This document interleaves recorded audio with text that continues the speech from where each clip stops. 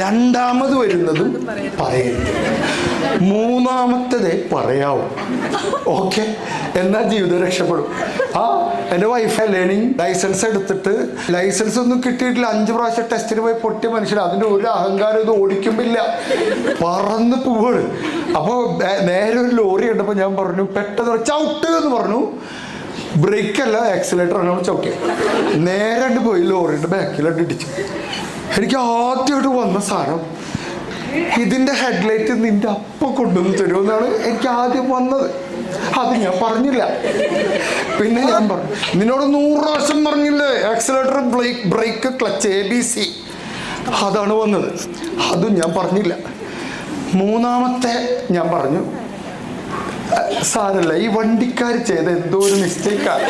കാരണം അവരെന്ത് പരിപാടിയാക്കി ബ്രേക്കിൻ്റെ തൊട്ടടുത്ത് ആക്സിലേറ്റർ വെച്ചതുകൊണ്ടല്ലേ എൻ്റെ മുത്ത് അറിയാതെ